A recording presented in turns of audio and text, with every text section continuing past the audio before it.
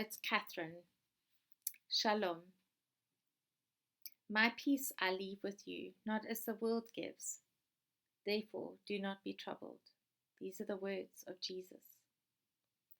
Can you imagine what it was like for the disciples of Jesus? They had spent days and nights listening to him, watching him heal people, and see him perform the most incredible miracles. They were so convinced that he would become the new leader, like Moses, to lead them out of captivity. They had even argued about who would be the first. In their minds and hearts, this all made sense, especially with Jesus entering Jerusalem and riding on a donkey, with everyone singing, Hosanna to the Son of David, Hosanna to the King of Kings. But then Jesus teaches them something different.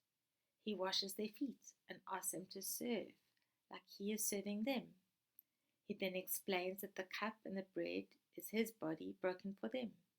Then suddenly, one of their own, Judas, betrays Jesus. They are tired in the garden. They try to pray with him, but they're too tired. The guards come with Judas. He kisses Jesus. Simon takes a sword. He defends and fights, cuts off the ear of the Roman soldier. Jesus heals him and doesn't fight and lets them take him. Just like that, their leader's gone. Their dreams are dashed. And their hope is gone. Peter tries to follow Jesus and then denies him 3 times. Can you imagine how Jesus felt? I know he's the Son of God, but he was fully man and fully God. He wept with his disciples and he loved them. He had feelings.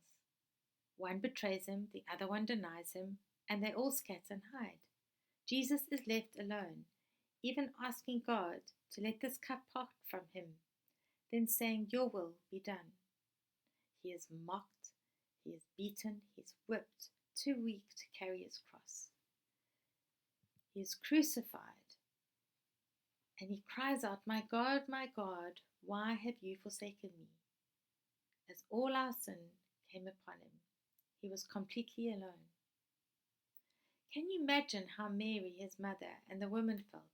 Mary, who had promises from the angel Gabriel, had given birth to Jesus, had watched him grow up, following God the Father's ways, and now she has watched him together with other ladies and John being crucified.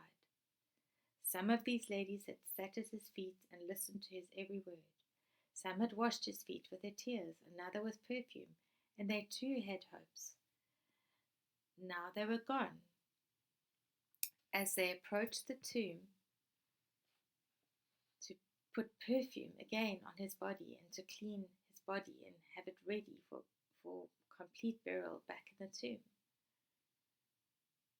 But now they came and the tomb was empty. Their thoughts, who had stolen his body? Where has he gone? Where has it gone? He appears to Mary. At first she asks, where have you taken him? Please help me find him. Then he speaks and she recognizes him. Rabboni, my teacher. Now, he later comes to his disciples, who are all locked up in the room. The women have told the story that they met Jesus. They are scared that they might be followed or beaten or tortured or punished as Jesus was. So they lock themselves in. They are troubled and afraid. But Jesus comes through the locked door and they're in shock.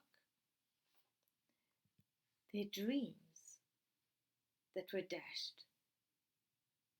Now their leader is back. He has conquered death. He's alive. His first words to them are, Shalom. It's not just peace be with you and an absence of war. It's more than that. And I've learned this last week from our pastor, Paul. It's saying, I come and I give you a peace, not as the world gives, but a peace that only I can give, so that you do not need to be troubled or afraid. In the Old Testament, Exodus 21 and 22, when it was used, the word shalom, it means make it good, make it complete, make a full restitution, making a person whole. Like our Pastor Paul said last week in the service, Jesus did make restitution. He did make it complete. He did do what he set out to do, and he cried out on the cross, "It is finished, it is complete."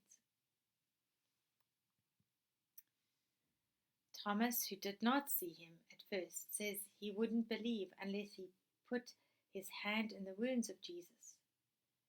When Jesus does appear and says, "Come, put your hands here and here,"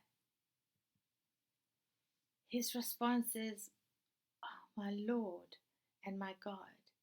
Then Jesus says to him, "You believe because you have seen me, but blessed are those who believe and have not seen me."